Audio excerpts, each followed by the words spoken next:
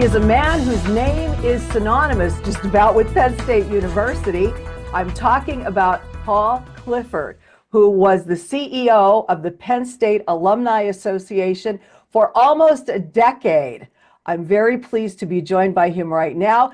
Not quite the location I was planning to do an interview with this gentleman. However, Paul has an interesting story to tell, and we thought we'd talk with him. So, Paul, right now, you are at the Penn State Milton S. Hershey Medical Center awaiting a heart transplant, which no one's happy to hear that, but we're all praying that you get it very soon and that you're back with your family and friends very soon as well. So, first of all, how are you feeling?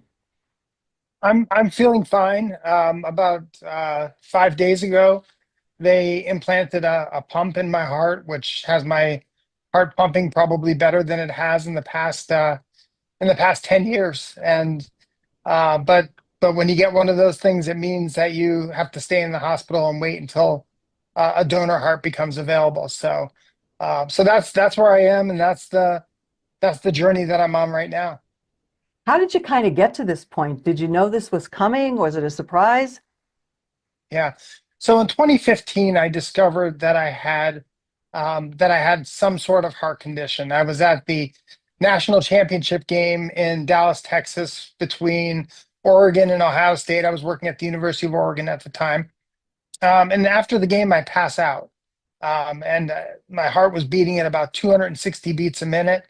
My wife called paramedics, and long story short, I ended up in Baylor Medical Center and woke up with a pacemaker in. So they discovered that I had some electrical problems with my heart, and the way that my heart was wired left me susceptible to AFib, to ventricular tachycardia, and so we dealt with that for the past 10 years. In 2017, I did genetic testing to find out if it was kind of caused by family genetics. I have a family history of heart disease. We just lost my mom back in June after her battle with heart disease, and I found that I did have a genetic marker that wasn't related to the electrical problems in my heart, but is will slowly attack the pump function of my heart. So where your heart might pump out 70 of the blood in your heart every time it beats, mine now right now only pushes out 5%. And it's gonna continue to get worse until it doesn't work anymore. And so that's how I got to where I am. But you have a rather unique way of coping with this. I saw it on Facebook and thought I'd reach out to you because you started a Sock It To Me campaign, which I thought was really clever and cute. So tell us about that because that's kind of, I guess, helping you cope with being hospitalized right now.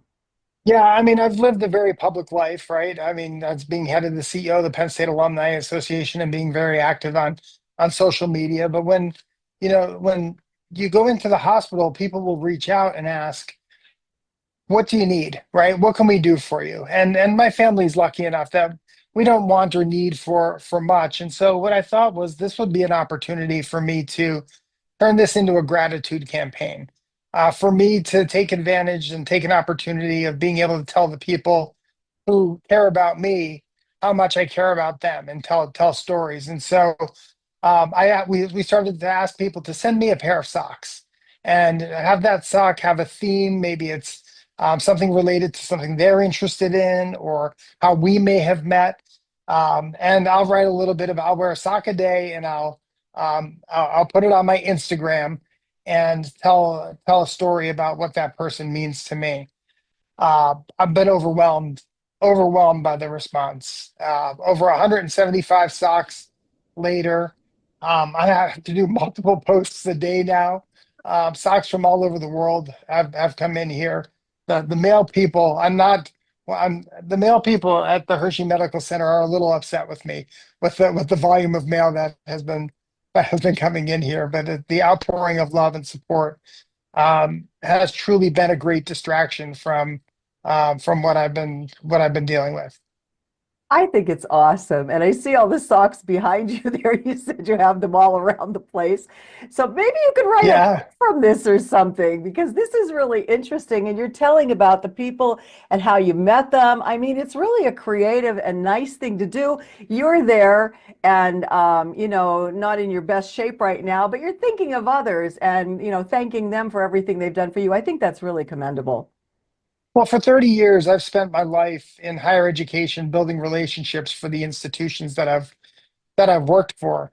And so, well, these relationships, you carry them with you from my time at James Madison to the University of Connecticut to East Carolina and the University of Oregon.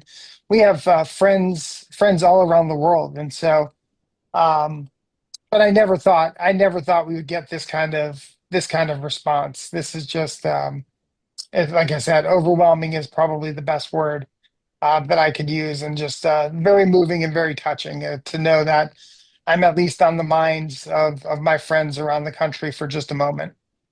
You're on the minds for more than just a moment. I have to ask you so far now, what is the favorite pair of socks? Is there a favorite? Well, look, it's like I have three children, so you can't pick a favorite child. You can't pick a favorite pair of socks, but I've certainly gotten some real interesting ones. My friends from the Penn State College of Medicine showed up here today with College of Medicine socks, and you can see here the birthplace of Pepsi Museum sent me socks, and Chick-fil-A. I got Chick-fil-A socks there, so they've come in from all over. Friends at the University of Oregon, at East Carolina, at UConn have sent socks. So even I even got a couple of Ohio State Buckeye socks. Oh, well, I mean, we're not, we Penn Staters are not, in love with Ohio State, but I think that's awesome. And as soon as you're recovered, you're going to do another interview, right? That's exactly right. That's Then you exactly can right. model the socks. There we go. There we go. But Lisa, I wanna take this as an opportunity to both thank everybody for their support, and to encourage everybody, if you're not an organ donor, to go ahead and register to become an organ donor.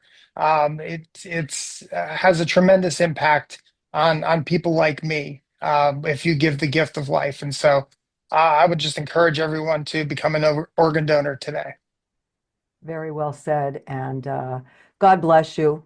We're praying for you. You're such a lovely human being. I said every time that I saw you at a Penn State event, you were always like uplifting. And that just seems to be your normal personality because I know it wasn't like put on or anything like that. You're always upbeat. And when we'd see pictures on social media and that, like, I don't think you know how not to smile because you're always out brimming with a smile and that. Surely from all these talks, everybody loves and cares and is praying about you.